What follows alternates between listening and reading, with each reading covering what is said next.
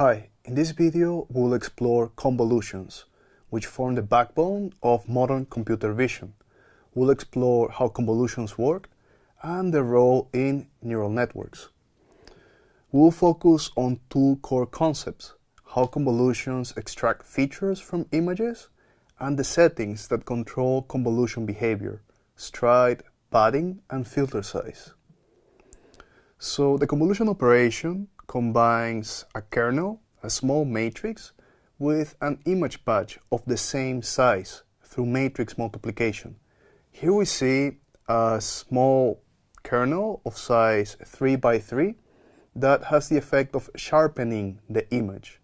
The kernel slides across the input image, and at each position it multiplies element-wise with a matching 3 times 3 patch of pixels.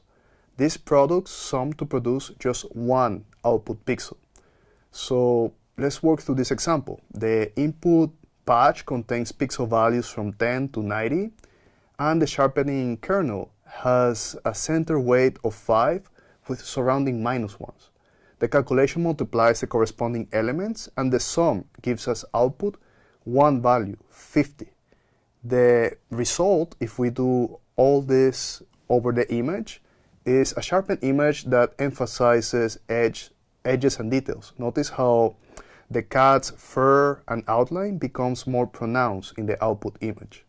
This is the same way that Instagram filters work. It's a small matrix that we're making run over the input image in order to produce this convolve output. This operation is a building block for image transformation in computer vision. So before deep learning, engineers designed these convolution kernels by hand. We see here the Gaussian blur kernel. This is something that you will see used very often in Instagram. The kernel values form a bell curve pattern. If we were to plot this, this would be something kind of like a bell curve. The center receives the highest weight, and the adjacent pixels get medium weights. The corner pixels get the lowest weight.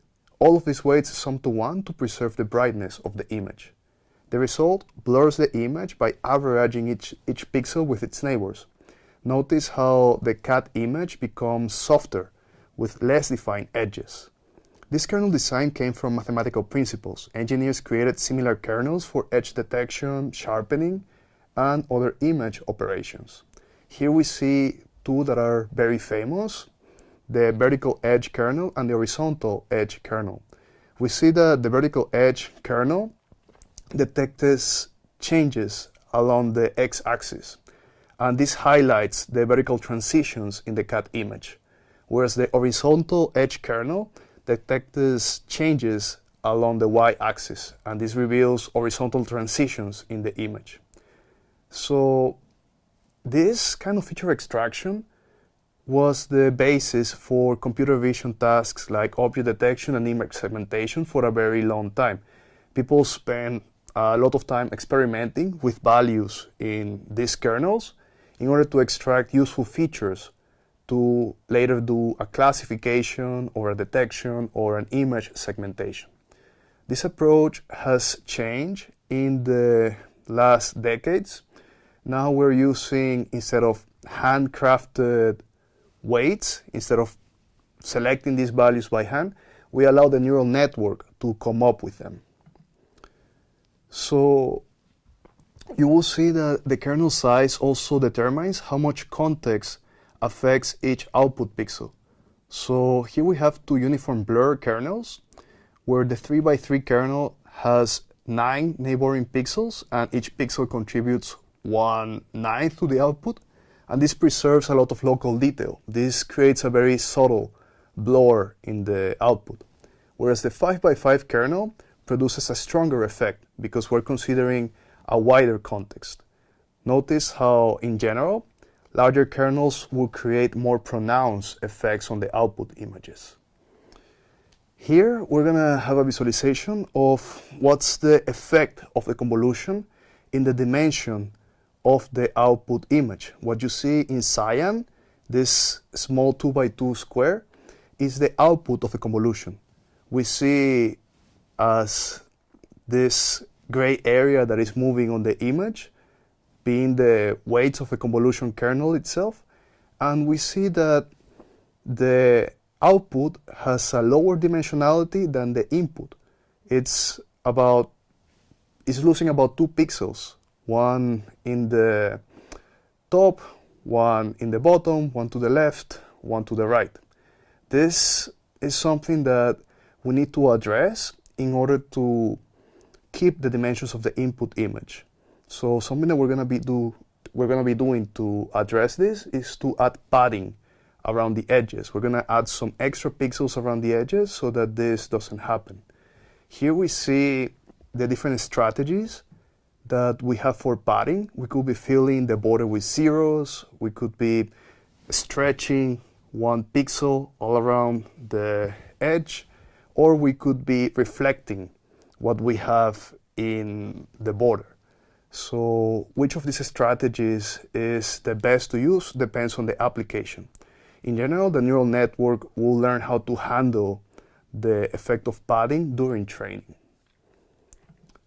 So here we see something that we previously discussed, and that is that modern networks, instead of having this weights being set by hand, like engineers used to do before, are going to be learning these weights from the data.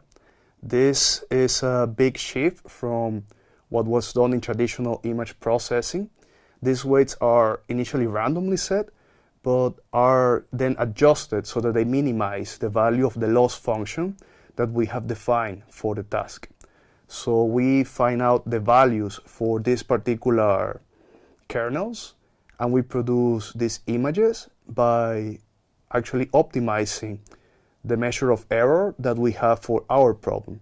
So through backpropagation and gradient descent, we automatically do some feature selection. We automatically produce new images that are relevant for us to solve our particular problem. So let's see what happens when we take the output of a convolution and we apply a nonlinear transformation. We apply something like the rectifier linear unit. Then what we're going to be doing is that we're going to be adding some nonlinearity to the network. This is something that allows it to focus on the most significant features, on the things that would actually make the most difference in order to reduce the loss function later. And as before, without nonlinear activations, we are not going to be able to produce nonlinear functions, which is something that we saw in the fully connected network. Another benefit of using convolutions is that they reduce quite a lot the amount of parameters that we will need in order to produce our classifications. You see here that the stride is something that we can do to further reduce the amount of parameters that we have in our model, to also reduce the dimensionality of the data. If we use a stride 2 in the convolution, we're going to be reducing the image in size by half. And this is something that would allow us to preserve key features and make the learning of what are the things that are most relevant for the final classification or regression problem be something that is learned dynamically. So networks stack convolution layers to build hierarchical features. Notice the progression. Here we have this original image that has size 2 to 4 times 2 to 4 with full resolution details, and then when we do the first convolution with a stride 2, we have the size, and then when we do it again, we have it even more. So what we actually do in these networks is usually to downsample the image quite a lot, so that we take a lot of the semantic value, a lot of the meaning out of these pixels, and then we squash these stacks of convolutions. And after we squash these stacks of convolutions, we actually do our final classification, which is what we see here. We see that we have downsampled the image so much that it's now this 7 times 7 activation map, and then we squash it so that it has 49 values. This is what we feed to the fully connected layer before doing the classification, saying that this is an image of a cat.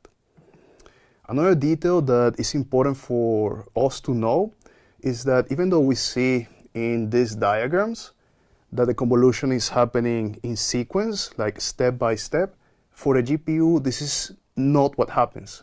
The CPU and the GPU actually unroll all these computations so that every single weight that is corresponding to the location where it should be multiplied is multiplied at once. This is something that PyTorch does automatically for us. So to wrap up, we saw how convolutional layers create new images through learnable weights. We saw that convolutions were traditionally handcrafted, and now we use a neural network to determine these weights. We saw that classifiers take these learned features before feeding them to a feed-forward network, and that convolutions are unrolled by PyTorch in order to do parallel processing. We also saw that the size of the receptive field influences how many pixels we consider, and that convolutions with padding preserves the x and y dimensions in the input. So the started convolutions also have this very interesting effect of allowing us to do learnable downsampling, to take out a lot of the information that we don't need for our classification and keep the really important features.